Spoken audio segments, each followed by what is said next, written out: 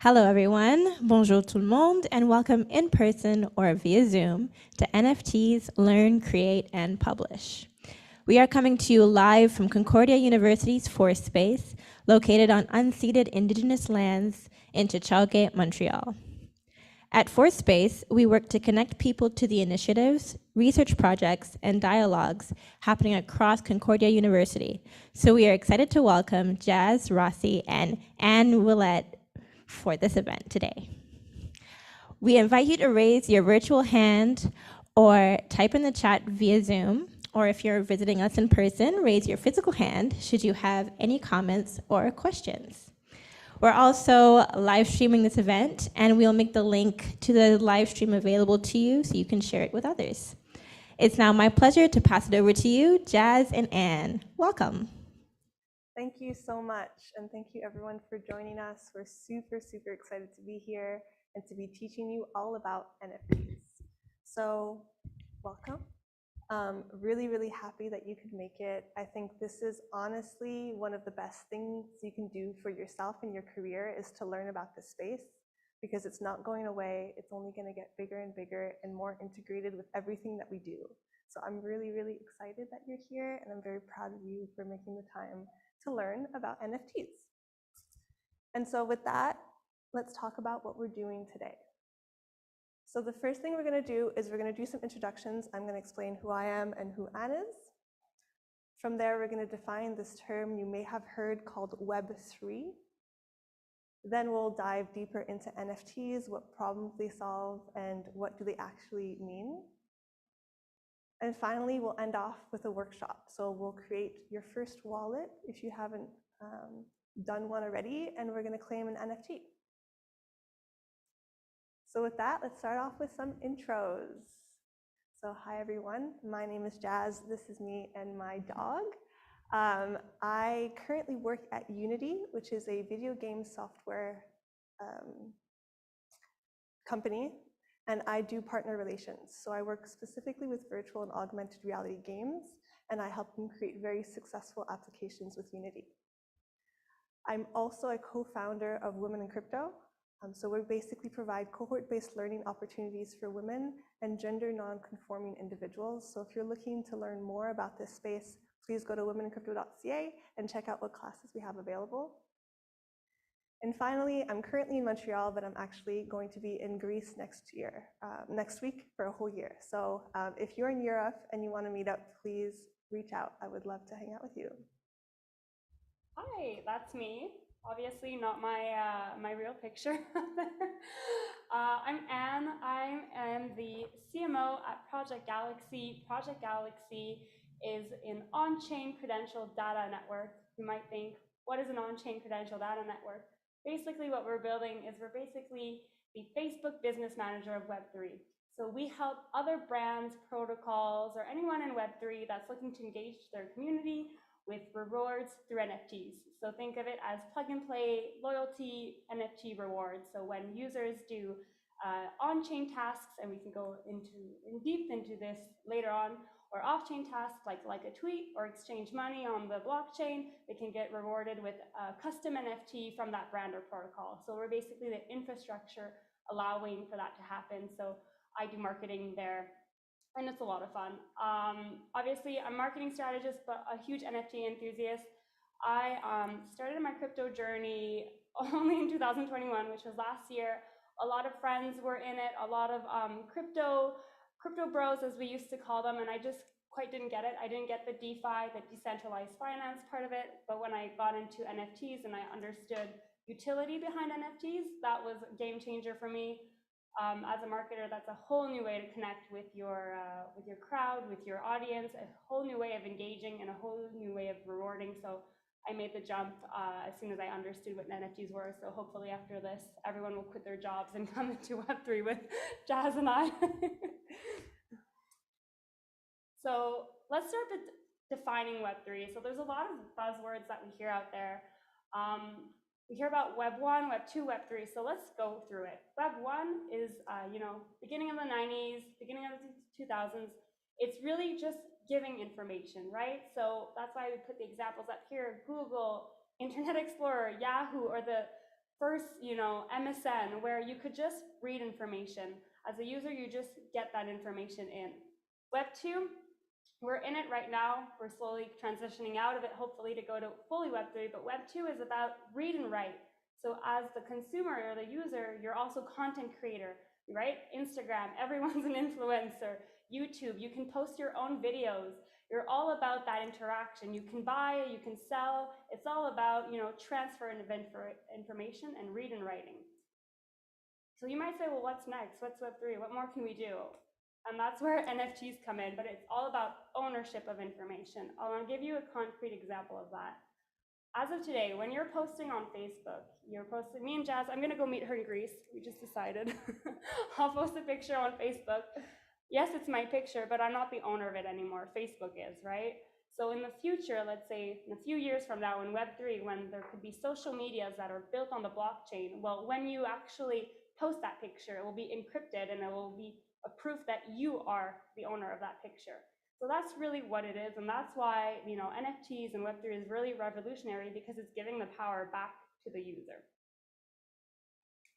So it's really about giving people the rights to own a piece of the internet. So moving forward with that, you might hear Web3, crypto, blockchain, NFTs. What is it and how do they kind of interrelate? So let's start with the blockchain. So that is the beautiful visual at the bottom, that little triangle. The blockchain is basically the technology that is underneath all of that. So the blockchain is underneath and you can build on top. So cryptocurrency is built on top of the blockchain. And that's why we think a lot, when we think about cryptocurrency, we think about money, because it has the term currency, but it's actually, they're tokens, their way to interact, their way to own stuff. So they're not just for financial gain or investing, they're so much more, and they're just one utility or one example of what you can do with blockchain. NFTs are another example, so non-fungible tokens are built on top of the blockchain. And then that third little emoji is sidechains. So we've heard, this all started with Bitcoin, right? Now we're hearing a lot about Ethereum, but there's a multitude of sidechains now that are building that have other applications. You might have heard of Polygon, Solana, which are Ethereum-derived blockchains, but that's going to be for another class. There's just so much you can build on top of these. And then when we talk about Web3, it's kind of all of this. It's the Web3, it's the ownership of all this information that's built on the blockchain. So we could go into a deep rabbit hole of that, but for today we're going to focus on NFTs. So we had opened the floor for questions. We have one person with us here.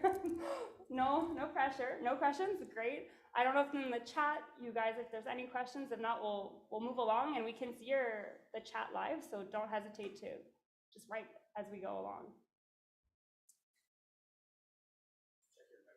Oh.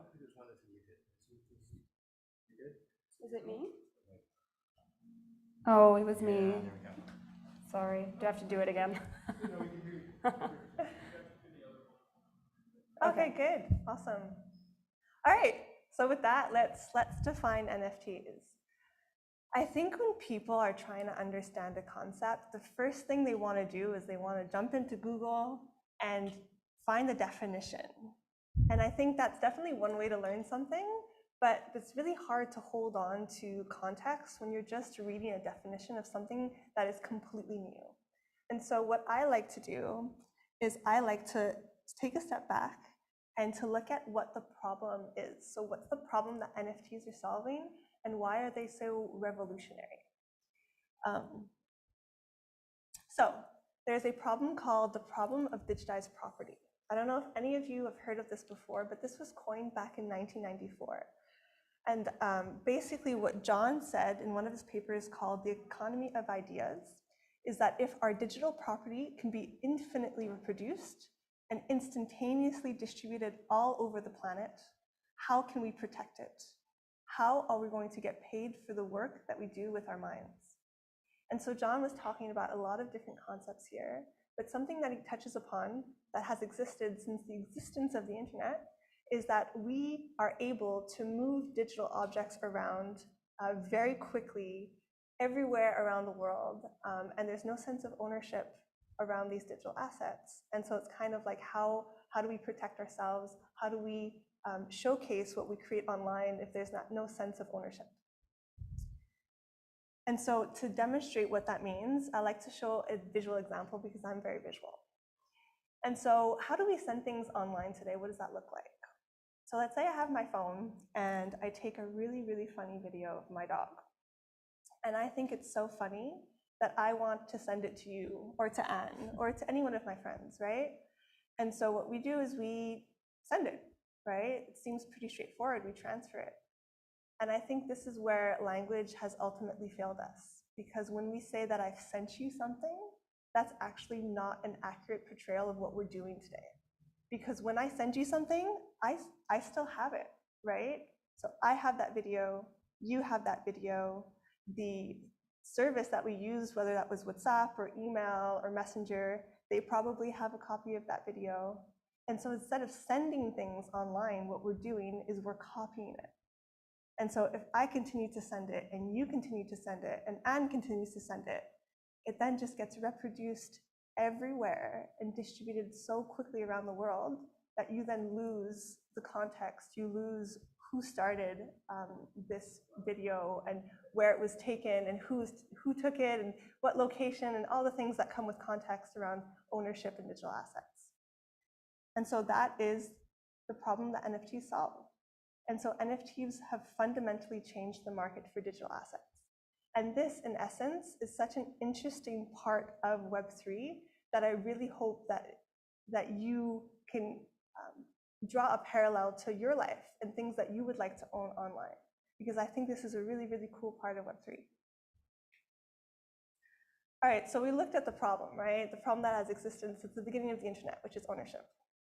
And so knowing that this context, let's now look at what an NFT is, right? And how does it solve this problem of ownership? Now let's look at the definition. So now we have that context, we can Google, okay, NFT stands for non-fungible token. I like to divide this in two, starting off with non-fungible. And non-fungible, it's funny because a lot of people, they get hung up on this word because it's not a word that we use very often, but it's something that represents a lot of what we own. Because non-fungible is something that has value, something that is unique, it has some kind of rarity attached to it. And to be honest, most of what we own can be classified under non-fungible. If I trade my phone with Anne's phone, we wouldn't want to do that, right? They don't have the same value. We can't just do one-to-one. Similarly, my bracelets, you know, and her watch, we can't just transfer this, right? They have some kind of uniqueness, some kind of value. And in essence, non-fungibility pretty much represents a lot of what we own today. And so if we looked at it on a spectrum from non-fungible to fungible, on one end, you can think of it as the Mona Lisa, right? You can't just trade the Mona Lisa for something else. It has very unique properties. You can't recreate it. You can't even divide it in half, right? I can't own half of the Mona Lisa. You can't just crack it and be like, here you go. It's very much, it's a whole entity that has a lot of value and uniqueness. Whereas on the other side of fungibility, you can think of it as currency. Because if I give you a $5 bill and you give me back either a different $5 bill or 5 $1 coins, at the end of the day, we still both own $5. And it doesn't matter what state that's in, because ultimately you can divide it up and you can share it around because it all holds the same value. And so that's the main difference between non-fungible and fungible. So when talking about NFTs, we're talking about things that have value, things that are unique in some way. So the second part of that is tokens. So what does the token side of NFTs represent? And so you can think of that as the digital certificate that denotes ownership. And so it shows that this thing that has value, you now actually own it, right? We've been talking a lot about ownership. And ultimately, what it represents is that you put this token on the blockchain. And so, and touched upon it briefly, it's a whole other concept, a whole other beast, the blockchain. But what I want you to remember is that it's a public database. And it means that I could see who owns what on this public database, and I can trust it. And so NFTs basically denote something that is owned by someone online that has some kind of value. And I like to showcase NFTs and bring in a parallel of what we do today. I call it in the wild, but in real life. And this is something that you can think of when you think of NFTs and kind of hold that thread, because it's something that we've been doing for years, and we're just kind of translating this online. So ultimately, it's not too different than what we're used to. And let's take the example of a house, right? A house can be seen as non-fungible, has a lot of value depending on the location, what's inside, how many bedrooms. You can't quite cut it in half and own half of it, right, in theory. And so it has a lot of value based on who used to live in it, how well they took care of the house, right, how old it is. And so today with houses, how do we denote ownership? If I walk into your house and I say, oh, I own this now, that's not quite how it works, right? Because what we have today is we have contracts, we have certificate of ownerships. And this is usually provided by middlemen, right? Either banks or lawyers or notaries, depending. But it's really kind of this piece of paper that showcases that you indeed actually own something that has value. And in that sense, we're doing very much a similar thing, but now online. So if we were to take the example again, showcase it, but now it's digitized property, right? We no longer have this problem today. So take a video with my phone of my dog, does something really funny, and I decide to put it on the blockchain. I am now the owner of this video. It has a date, it has who I am, in essence, my wallet, and what kind of blockchain I put it on. And so let's say I want to send it to you. Well, I can actually send you that certificate of ownership, and we, in essence, do a contract, right? Whether it's for money or not for money, we can then trade and send each other these digital assets. So now you're the owner of this video. And so if it gets millions of views and it goes around the world on Instagram, on TikTok, excuse me, at the end of the day, you could go back and you can see, okay, well, who owns this, right?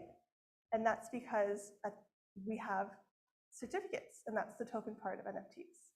And so that's how we've been able to digitize property. And this is all thanks to the blockchain. And so NFTs, this is my definition, is that it's just a certificate of ownership of a unique digital item. And what we decide to do with that is really exciting, because you can kind of do all kinds of different art, video, all the cool things that we creative humans decide to do with ownership. And so I'll pass it to Anne to explain some of these different examples. Oh no, sorry, one more slide. Why I'm so excited about this. So why is this so exciting, right? Because if we've been doing this with houses for so long, and we just translate this to online, like, why is this so revolutionary? Why are people talking about it? And I think this is really exciting because this fundamentally changes the way that we trust as human beings. And that's a huge shift in perspective that we should start talking about. And so I love this depiction because we're really used to centralization, right? We're used to banks, we're used to lawyers, middlemen, institutions. That's why they were created. Because if we want to trade with a stranger, how do we trust them?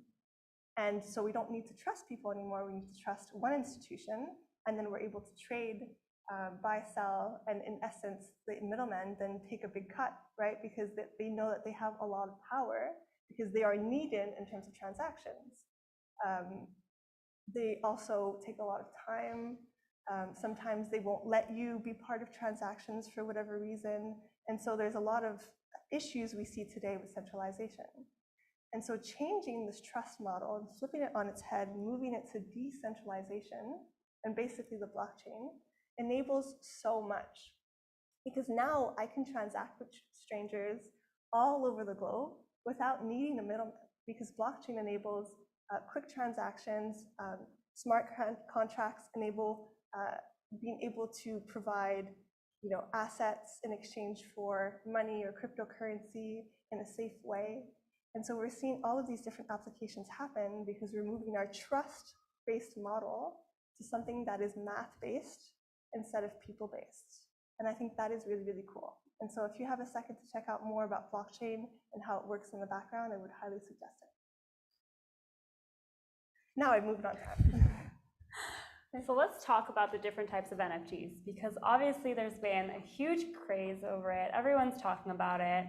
we don't get, why are we, right-click save these JPEGs, these overpriced pieces of art. So let's go through them. I think that now, Jazz, you've got so many good examples of why it's important and what they can do for you. So obviously there's art. We know we've seen some, people on Jimmy Kimmel. I think it was like 69 million it went for, crazy amounts of money. So that's what we call one-of-one editions by artists. So these are, traditional artists who are going into the NFT space, so selling their art as NFTs.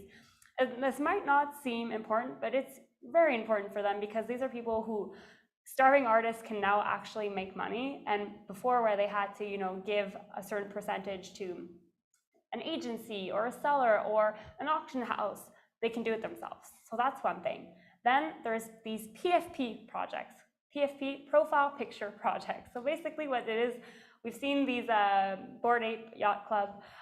These are usually typically 10,000 pieces of unique NFTs, and they allow you to be part of a community.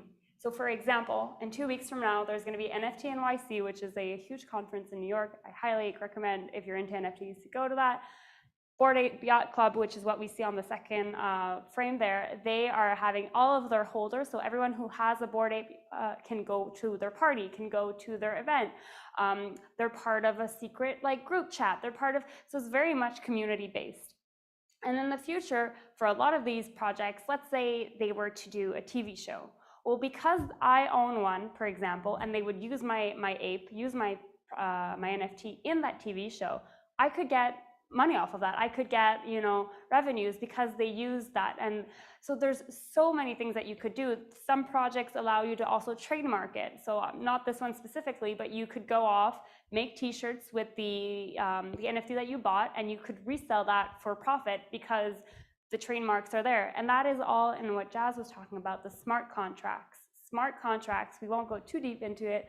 Basically, it's code with rules. It's on the chain, so there's certain rules that are there and that you can do or not do quite physically because of those rules that are encrypted in the code. Generative art, this is super cool as well. This is art where you can buy NFTs that evolve during time.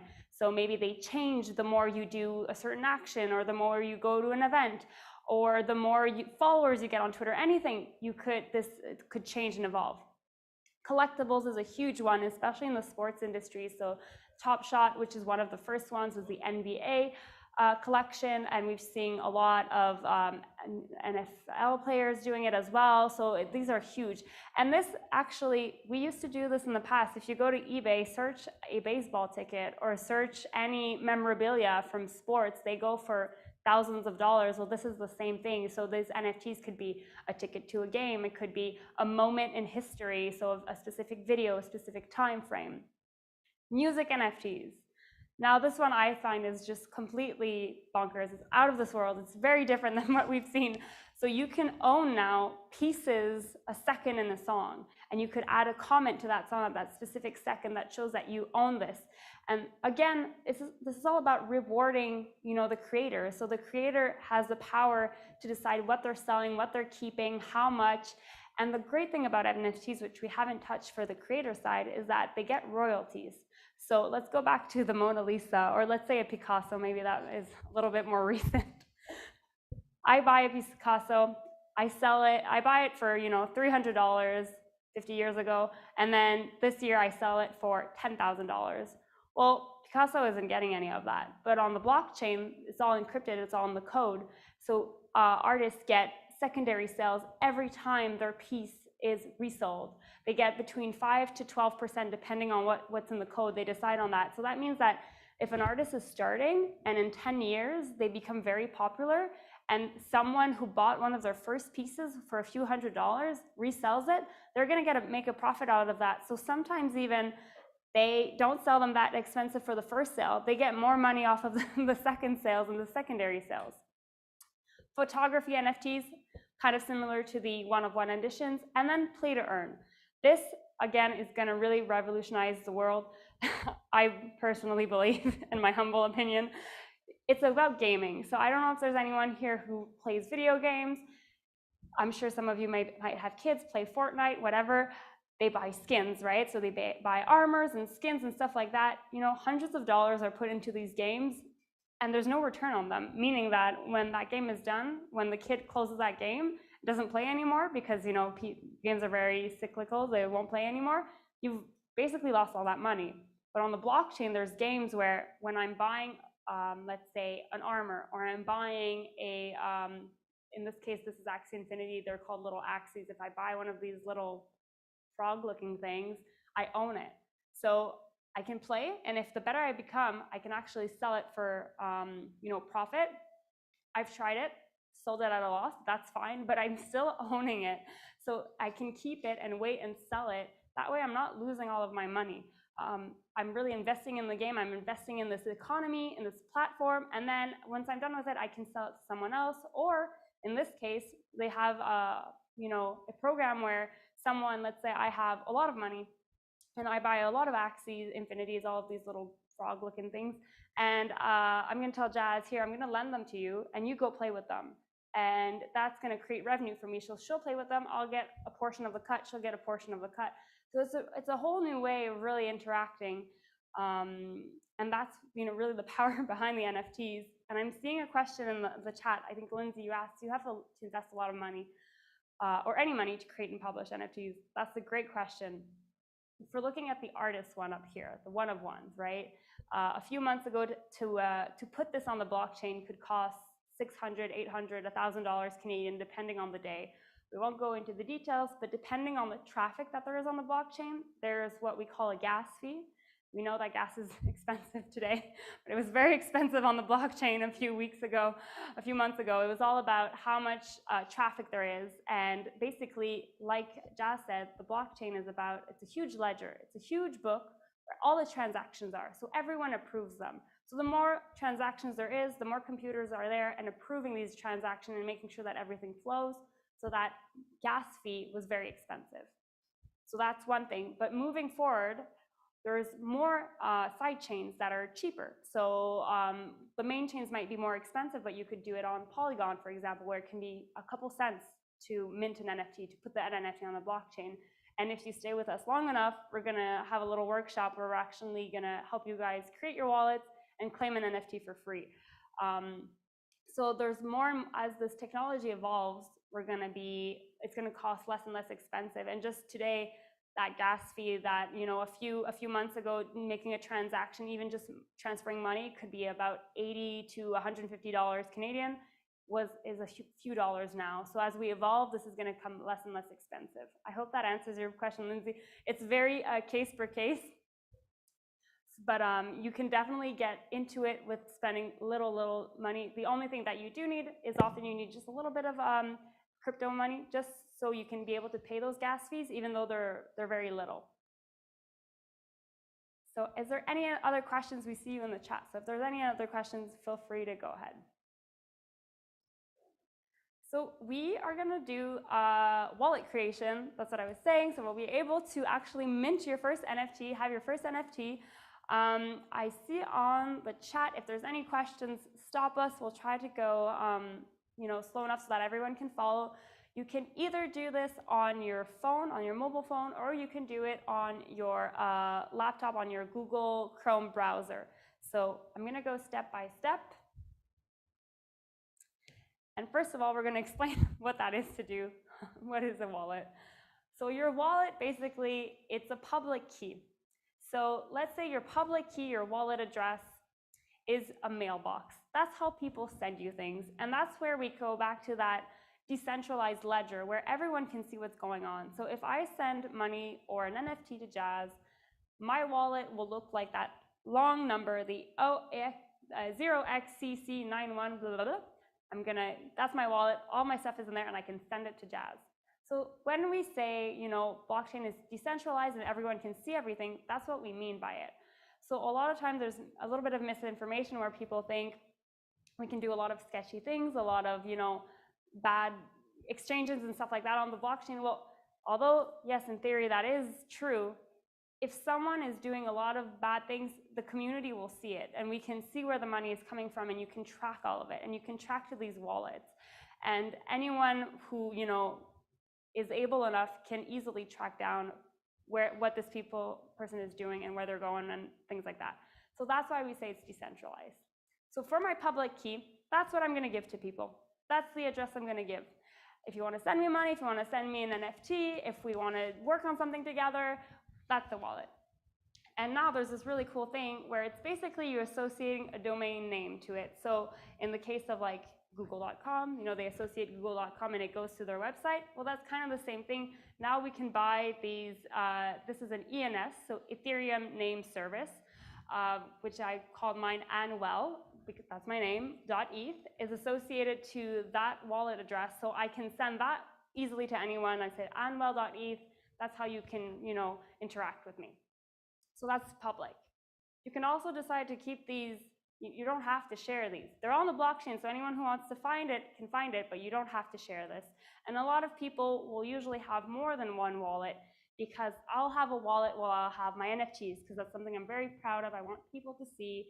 But maybe the wallet in which I have all of my money and my investments, I'll keep a little bit more private, meaning that I'm not going to share that out large. I'm not going to use that as my digital identity at large on Twitter, for example.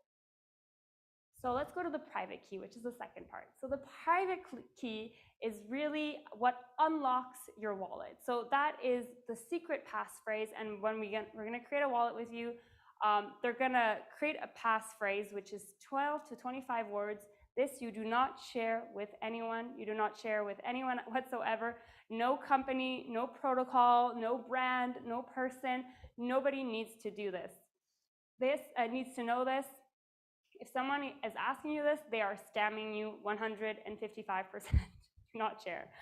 So when you create this phrase, it's really what's going to lock that your public wallet address, and only you can unlock it, do transactions and things like that with this seed phrase. Usually you create it once, you keep it hidden. You don't really need to pull it out.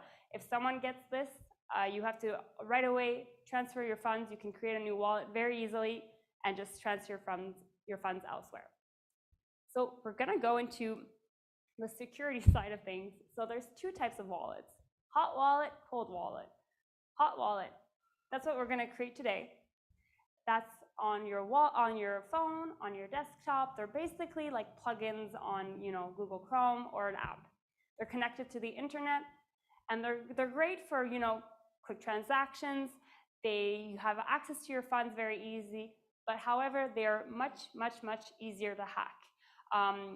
So what we really suggest is you can always have a hot wallet. I have one, but it's connected to a cold wallet, and it's really great if you can connect both of them together. The cold wallet looks like a USB key. It's a physical wallet. This one you connect to your computer, so every time I want to do a transaction, it connects to my hot wallet, but my hot wallet stops me and says, I need to be connected to your cold wallet, and you need a specific code. I use Ledger, which is down below. I'm not sponsored by them, no worries, but there's just not that many cold wallets. I really like it. It's, I think, a 6 or 8 code on there, and I do the code. When that code, my wallet opens, and then right before the transaction goes through, they say, I have to sign it. So it's a digital signature, so with my little USB key, I come and sign it. I just do a double press, so I've signed it, so there's an additional layer. And so for this, someone was to hack you, they would need to, come to your home, steal your cold wallet, steal your phrase to unlock it, steal your code. So that's a lot of steps for someone to really be able to hack you. So the only negative side of that is when you're trying to do a quick transaction, you're trying to do something quick, or you're on vacation, if you don't have your cold wallet, you can't do it. So I personally don't travel with it, so sometimes I've missed some opportunities, some investing opportunities, but I'd rather miss an investment opportunity than get hacked. And so today what we'll do is create a Metamask hot wallet. I use that one as well. I know Jazz does, so it's fine for today. We're creating that one today. You can afterwards link it with a cold wallet if you want that added security, but today we'll be able to create that, and we're going to be able to claim a free NFT with it. No questions in the chat, so that's good. So if you have your phone or your computer, join along. So we're going to create a wallet, and you'll see this should take under 10 minutes. First of all, you can search for Metamask in your app store if you're on your computer. type in Metamask on your computer, and this should pop up and it should install a plugin. So maybe, I don't know if we can see if some in the group, some of you maybe give a thumbs up or something once that's done. We have someone in the audience. Are you doing it? Okay, cool. So you'll be our, we'll follow you along.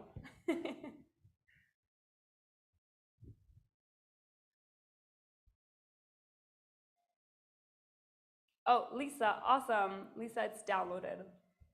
Lisa, are you on your computer or are you on your phone? So we know.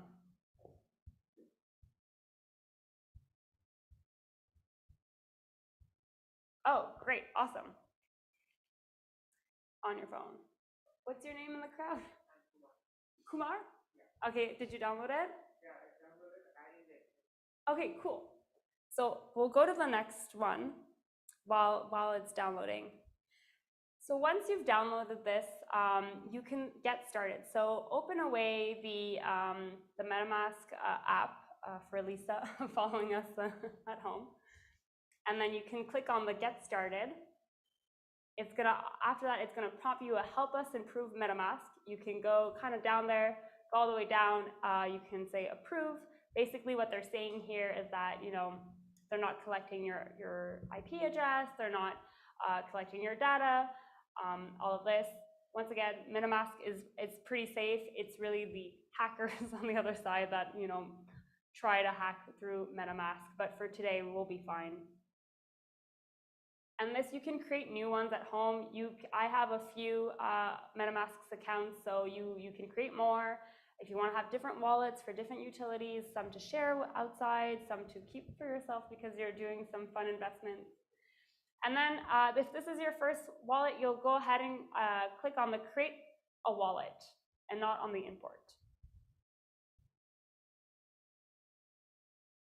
Lisa, you are my person at home, so once you click on Create Wallet, let me know. I see when you do the thumbs up, so that's good as well. No pressure, Lisa. Lindsay's doing that on her computer. It's good. Oh, awesome. Lindsay, is the plugin downloaded yet? Cool. All right. So many great people in here. Helena, we see you. Awesome. All right. So everyone, create a wallet. It's going to ask you to create a password. Now, this is the place where I'm going to ask you to not write what your password is in the chat. I'm going to ask for a lot of interaction from you, but not from this. So you can go ahead and create a password. And once that's done, give me a thumbs up, and we'll go to the next slide.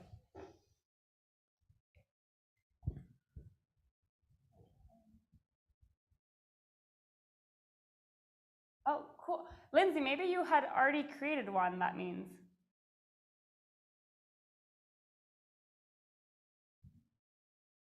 No way. You're on a screen. Okay, let me pull out my phone. I'm going to do it at the same time.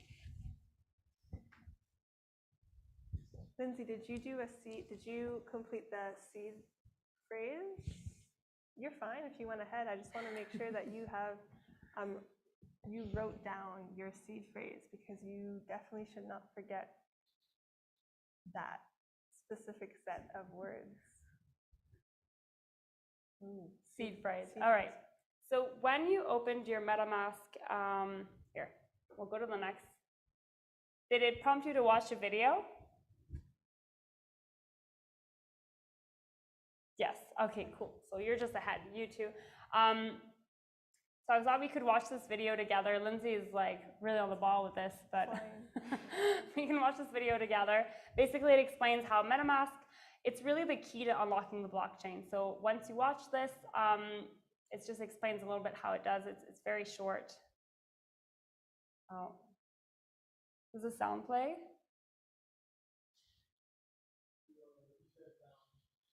Okay.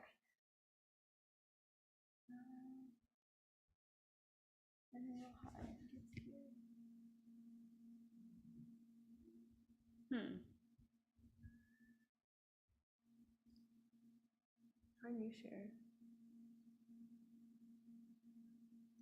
Aha. Okay.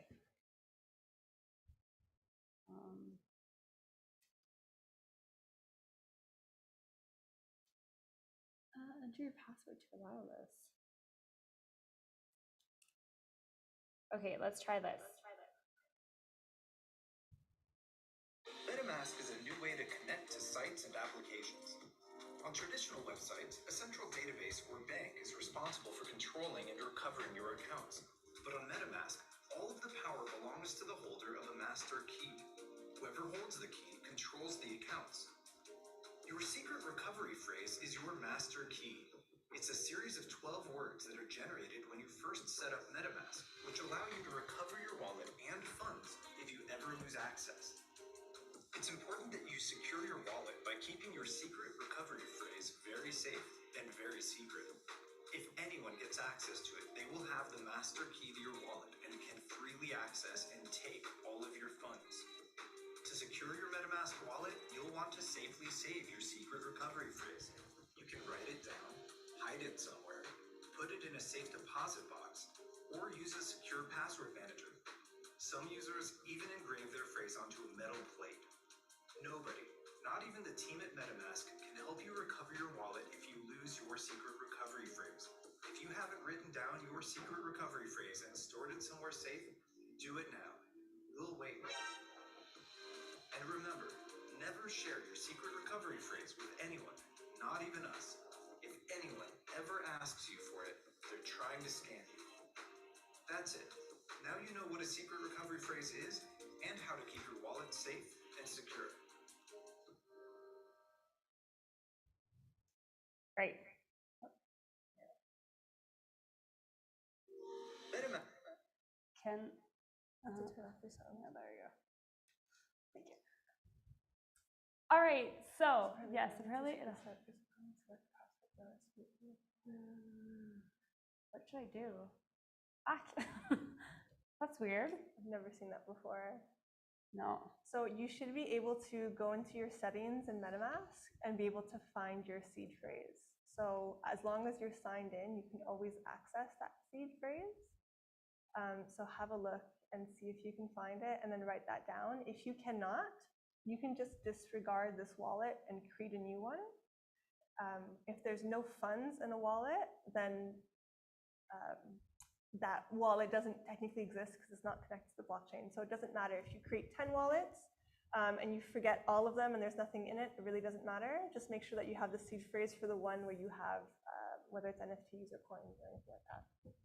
If Lindsay was on her phone, right? She's on her PC, I think. Because you can always, if you go to the top, you can always click and do create a new account.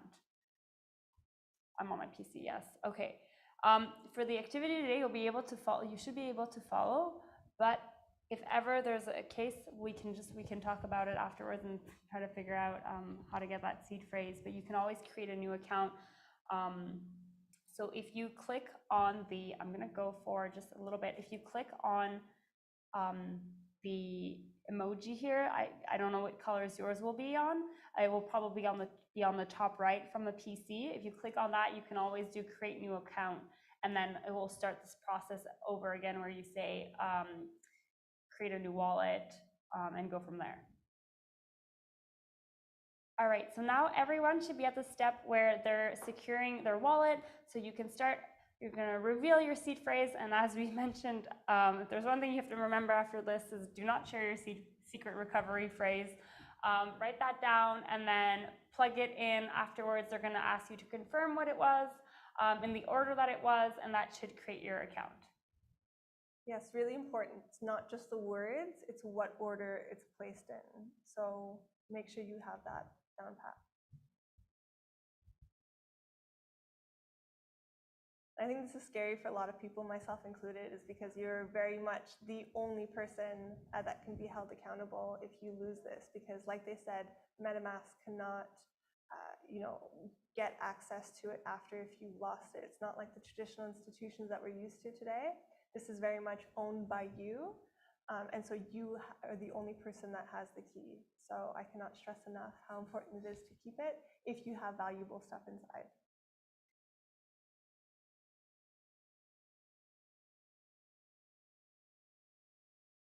Oh, that's so weird. Are you on Google Chrome on your PC, Lindsay?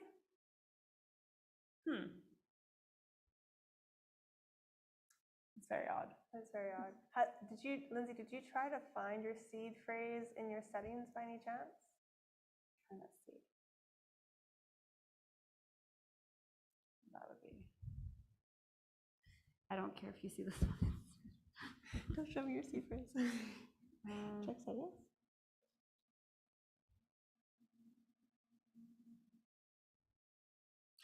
All right, Lindsay, we found it for you. If you go to... Wait, because there are no settings. If you go to the hamburger menu on the top left, so the one that has like 3 lines, do you see the hamburger menu?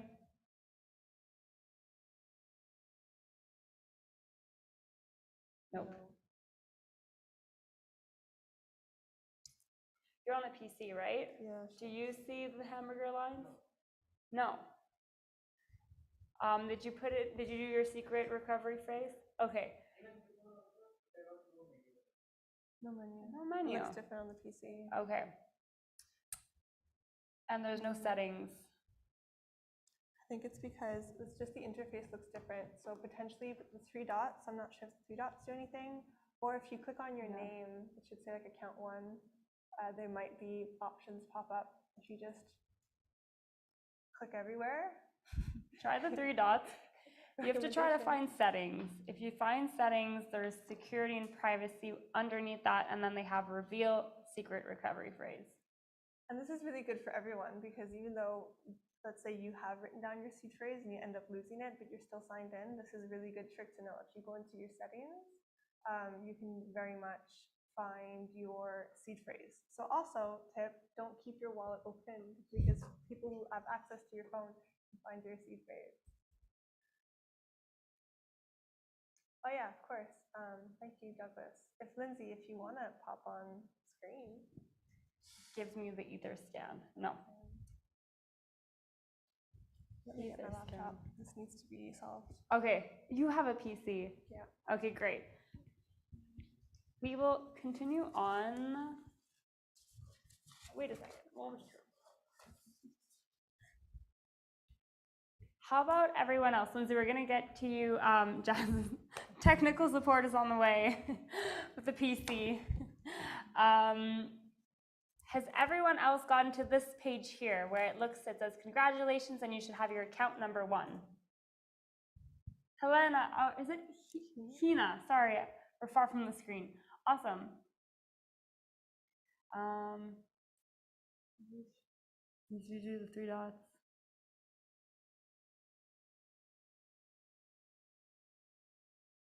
No. Oh. All right, I got you, Lindsay.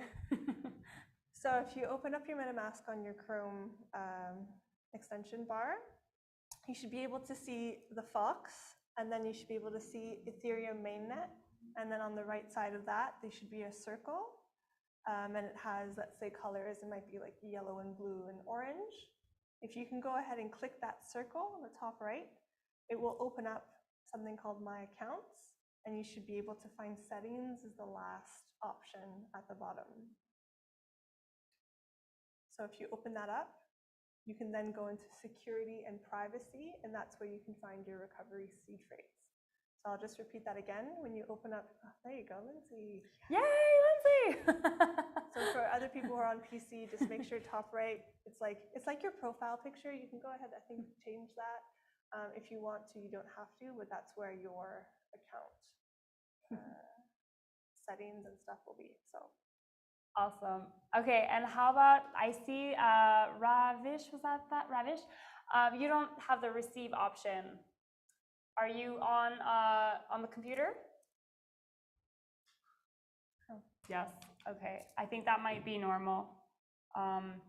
These are screenshots from the app on the phone, so don't worry about it. I will open Jazz it up. is tech support for us. I love this. Honestly, I think this is super valuable because when you do this at home, like no one's there to help you. So buy and send and swap. Yeah, so it's normal. No receive. The thing is that I think on the phone you can have like your QR codes. If someone wants to send directly on your phone, that's why it's more accessible there. So now we're gonna actually go ahead and claim our first NFT, guys. So Lindsay was asking how expensive. Your first one will be free. I made this with my very little design skills, but basically what you can do, if you're on your phone, make sure to open the Metamask app, and on the, actually I have all of this, on the I'll go to the next slide. On the Metamask app, you can go to the little square there at the top right. It's gonna open your camera for you. You'll be able to scan from the computer screen. Well, let me see, I have to think how we can send this to the computer screen. Can you do it from your computer screen? There's no QR code. If you go there, account details on there. Does it have an address? Can we send it? Yes, to people? I will send you the address. Give me a quick second. With this address, you'll be able to claim it.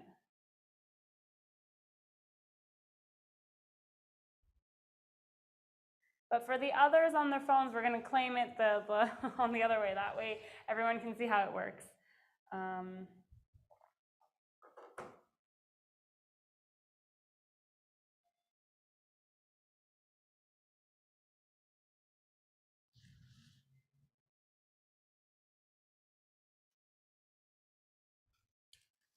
All right, so for the people on your computers, you can go ahead and claim with the link that I just sent you. For the ones on your phones, we're going to keep going here. So you've scanned, in MetaMask, you've scanned this QR code. Let me know if we need to go back to it. There's no worries. From here, we've scanned it from MetaMask. You should appear to this this page. You'll see the OAT. That's so Project Galaxy is where I work. OATs are our on-chain achievement tokens. Basically, this is a product that we have where if someone is holding an event, a concert, or has a booth at a conference, they can have these free NFTs to give away, which are proof that this person attended or participated or came. And there's so much you can do with this, because in the future, maybe Jazz and I could reward everyone who's come to our intro to NFT classes, because we can go see, oh, these wallet addresses have followed this class, have done this action. So once you come to here, you can connect with MetaMask. If that doesn't work, you can also do Wallet Connect. You can also Wallet Connect there. So let me know if that works. Since you've connected to MetaMask, you should have the message that it's available to claim. And once you've claimed it, you just click on claim. It should give you a few seconds, and you'll have your NFT. How are we in the audience? Good? You got it. You got it? Yeah. It's loading? Okay. How about at home? Huh? Being successful. Oh, awesome. Got it. Got it, Ravish. Awesome. Download Metamask again. No, it's okay. That's awesome.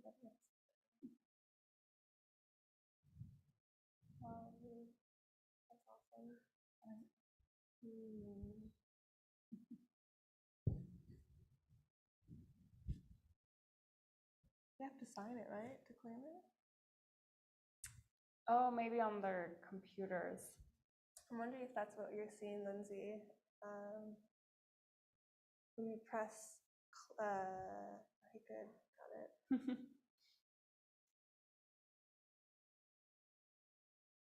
Oh, thanks. That's much better.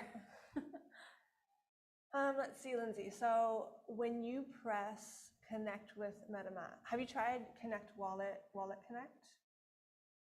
See if that fixes things. How about you try? Did you with the link? I have not tried Yes, let me go back and check again. All right, Lindsay. I got this. So Jazz is going to do it with you.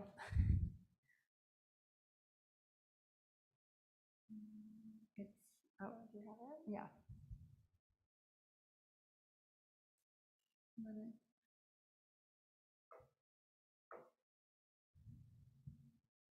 Select the Connect wallet and then click on Metamask. Okay.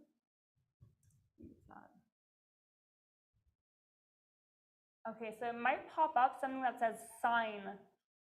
Your MetaMask wallet might pop back up and say sign this. You might have a little one next to the fox.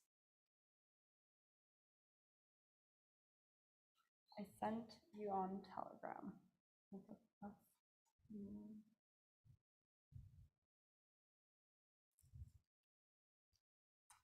a private link.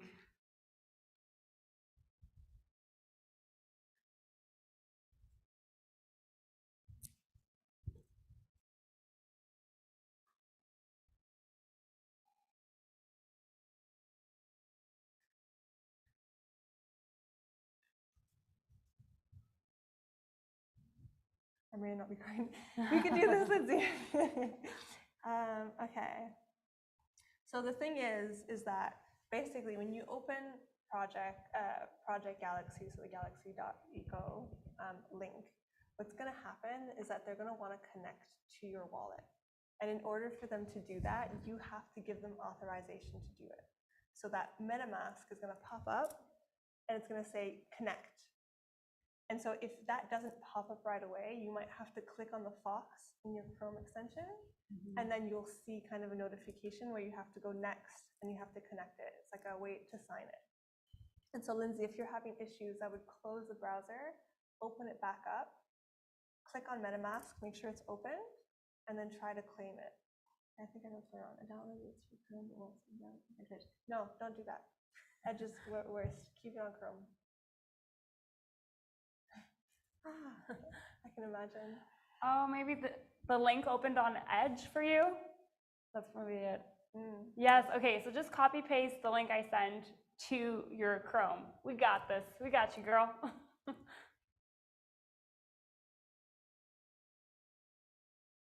That's what we're here for. No, it's perfect.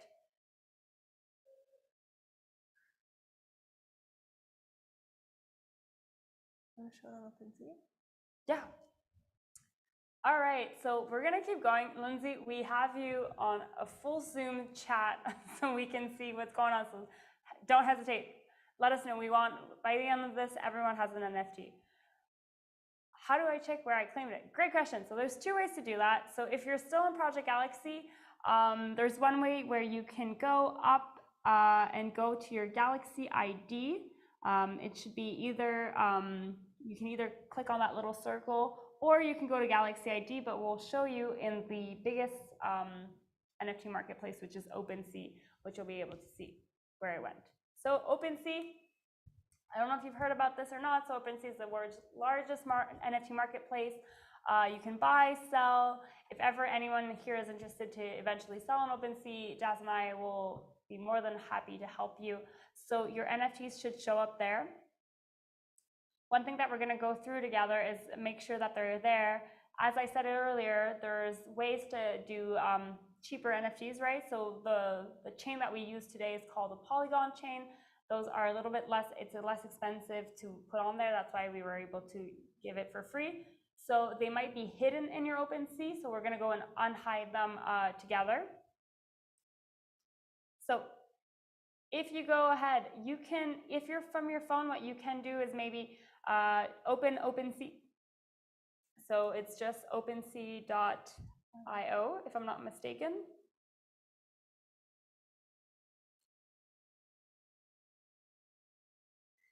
Oh, I should have sent the step-by-step there. Once you open OpenSea, there's the little sandwich bar at the little hamburger bar at the top right. You can go ahead and click on that and connect your wallet. You can connect Metamask. If that doesn't work, you can go through Wallet Connect, which will connect your Metamask. And then OpenSea will open up within your MetaMask wallet, you'll see it.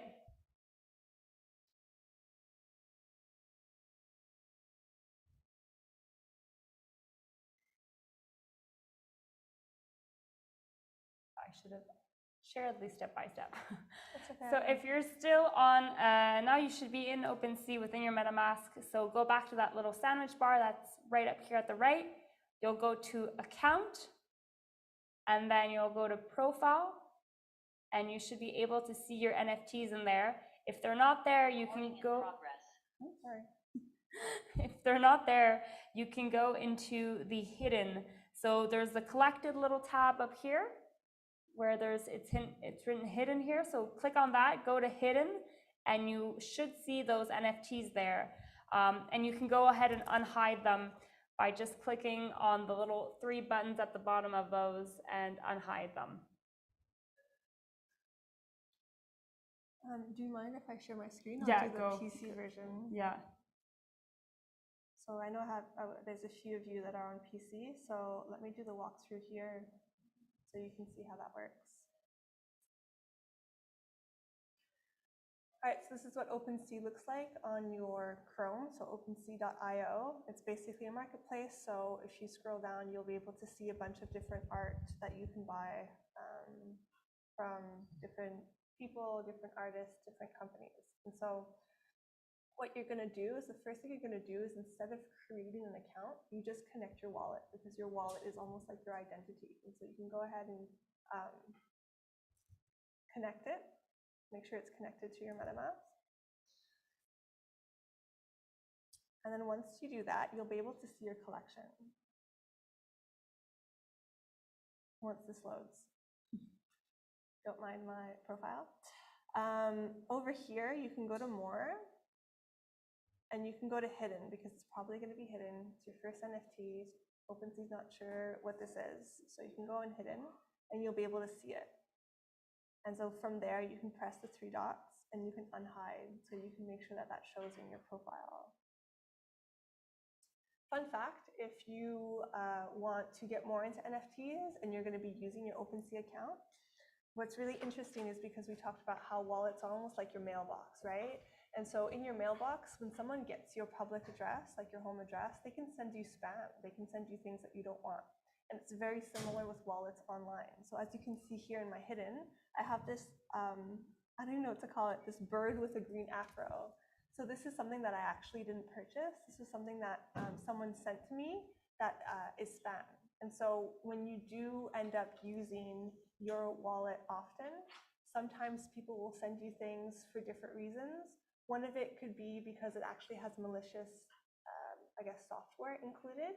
So make sure not to touch it, because if you try to transfer it or delete it, you might activate this malicious software. So just leave it where it is. It's usually going to be hidden. It doesn't do anything if you don't touch it. Other people are just trying to get, more people to see other people's wallets and get hype around it, and so they'll try to send you stuff for free. And the idea here is just to kind of leave it be. If it really bothers you, open a new wallet and transfer the assets that you actually like in the meantime, but otherwise you can kind of leave it as is. And so with that, you should be able to see your NFT in your profile. Let us know if you are having any issues. And that's the thing about just hacks and scam. You're making me think about something. A lot of people are saying, NFTs and crypto, it's scammy and all this. But the thing is that we're just learning what these scams are. And I'll give you a concrete example about that. When we, early 2000s, early 90s, right? If you go on a website and there's a big red button that has, click here, win $300, we would click on it, right? But now most people wouldn't, because we know there's just a visual cue. We know that that's a scam. We know what looks like a scam and what doesn't. It doesn't say this is a scam, don't click on $300, but we know that that big red button on a, weird website, we shouldn't click on it, because we've learned about that. Same thing for the emails. When we get an email stating that a foreign prince wants to send us inheritance money, we know not to click on it. And that's the same thing for this. So we're just learning these things, and we're learning, okay, this is scammy, this is not. How to explain to you what it is just, as a whole, we're learning these things, like the same way we can't explain that, you know, that prince who wants to send us money, or you know, that big red button in the 2000s is a scam. We're just kind of like getting used to it, so that's why. Okay, Ravish, it doesn't show in your collected. Did you check in your hidden? So if you're on your PC over here, you'll see collected, created, favorite, activity here, more. You can go down to hidden. See if it's there.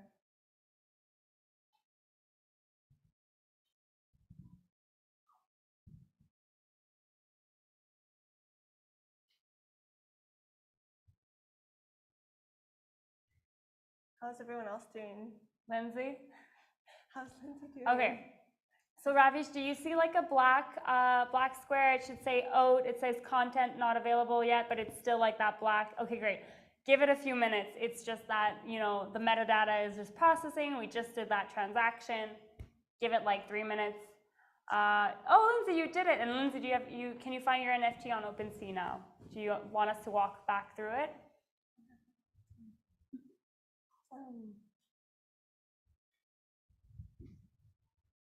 I can see the intro and everything. Perfect. That's it. That's all that you should see. This is Jazz's wallet. Perfect. Well, we're cool. Okay, cool. Awesome. While I have everyone, I'm not sure if anyone here is interested in starting their own NFT collection or browsing through NFTs, but I kind of wanted to show you how easy OpenSea makes it for you to publish your first NFT, in case that is of interest to you. And it basically just reminds me of creating like an Amazon listing or an eBay listing. Like they make it very, very easy. And so if you want to create your first NFT, let's go through the steps so you know what to expect. The first thing you do is you log in, and the way you log in is you connect your wallet, right? Because that's your identity. So that's the first thing. From there, you go ahead over here, top right, is you press create. It's going to ask you to sign. So what this is basically saying, hey, we know that this specific website is looking to get access to your wallet. Is this something that you're authorizing? And I am absolutely authorizing this because I'm on OpenSea, I'm trying to create, and so I feel safe to sign this. Make sure that you always read before you sign to ensure that nobody else can kind of hack your wallet. And that's where, just to do a little bridge on the cold wallet, hot wallet. So if we had that physical wallet with us, and that her account was linked to that physical wallet, she wouldn't be able to even sign it. She would need that physical wallet to sign. So that's when we say that the little negative about the cold wallets, the ones that are physical, is that when you're trying to do something, you're trying to create, you know, something on OpenSea, you're like, oh, I got to go back, connect it, do my code, sign it. So that's that little, you know, that can be a little bit annoying, but it's that extra layer of security. So every time she's going to sign something here, if you had that physical wallet, you would be signing it and logging on that every single time. Yeah, it's a really good point. Just always be careful before you sign, like just triple check. It's really important. As we talked about, like you have the authority to give people access to your account. So you want to make sure that they are, you know, trustworthy and safe. So we get to this page, create a new item, and this looks very similar, as I mentioned, to like a listing. So you can go ahead and upload different types of files. So it can be an image, it can be you know, a GIF, it can be a video. It has some kind of limitation on the size, so do keep that into account if you're trying to create a video. But most likely you can put a lot of different things here depending on what you want your NFT to be. And then from there, you just fill out the details. So what do you want it to be called? If you have an external link, you don't need to have one. The description, if you have a collection, and you can add a bunch of traits as well. So if you're looking, you know, let's say like pink hair or something, you can like put a bunch of different traits based on what that art looks like, and then your different art pieces can have different traits. It's really kind of open to what creativity you want to showcase on this platform. You can even do unlockable content. So right here, it's really cool. One of the cohort members that I taught last year, she really wanted to kind of showcase her grandmother's recipe as an NFT. And so what she did is she posted a picture of what the recipe was about. I think it was a salad. And if you bought it, you were able to unlock the recipe itself. And so it showcased kind of like ownership and the date that she posted it. And it's kind of more of like a memory and happy to share that with somebody else. And so I really love that idea of like unlocking something once you purchase it. And then over here, you can choose your blockchain. So as we mentioned, there are some blockchains that are more expensive than others. Ethereum is one of those. So there is often really high traffic. And what that means is that a lot of people are on the network. And so it's almost like a bidding war. So if you want your things to happen, you're going to have to pay a high price if a lot of other people want things to happen. So be careful with Ethereum because sometimes gas fees can be really expensive. I would recommend if you're just starting out, Polygon is a really, really good way to start and to have really, really small fees, especially if you're just kind of transacting with friends and trying it out for the first time. And that's pretty much it. You go ahead and you create, and then OpenSea is going to show you what that looks like. And you can then share it with your friends, share it with your family, share it with the public, and people can go ahead and purchase that. And you've created your first NFT. And that should be on the blockchain, which is really, really cool. And they make it really easy. So I would definitely highly recommend you try it out, because once you go through the steps, you'll understand a little bit better how everything's connected. And you can show that you own something, which is also really cool. Do we have any questions in the audience? I know I'm sure everyone's camera shy, so are we, but if you want to go ahead and turn on the camera if you have any questions. If not, in the chat, in the audience.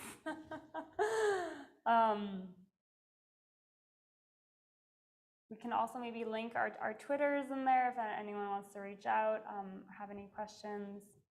Here. This is where you can reach me. I'll be more than happy to help.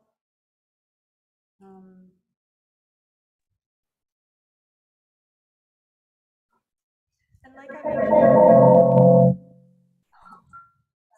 oh, that's you. It's okay. It's like, as I mentioned, if you're interested in doing like a cohort-based learning where you really want to do step-by-step with other individuals who are in the same kind of space as you in terms of like being a beginner and just starting out, I would highly recommend you go to womenincrypto.ca, check out our courses. We're all waitlisted at the moment, but we're going to open them up very soon.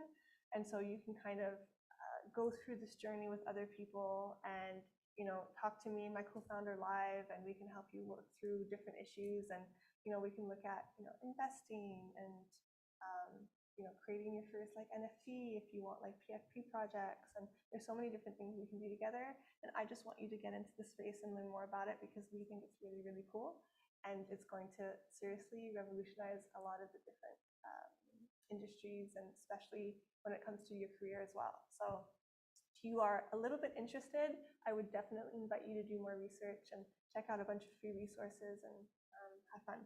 Sorry, womenincrypto.ca. So let me put that here.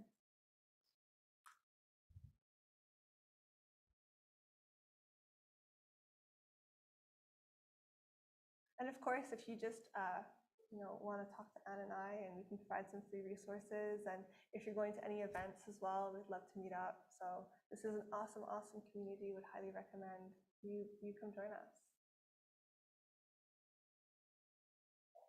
Oh, thanks. Yeah, you can take it away. If there's no more questions. Alrighty, thank you so much, Jazz and Anne. I'm a little bit confused at the moment because I can't see me and I don't remember how to do that, but that's okay. Before we sign off for the evening, I just want to remind you all that the recording of this conversation has been made. Oh, that's how I do that. Ah, there we are. Okay. The recording for this conversation has been made available for at Fit for Space YouTube channel. So you can feel free to revisit it and share it with others if you feel like it. And once again, thank you, Jazz and Anne and everyone for joining us. Have a great evening. Bye. I don't know where to look.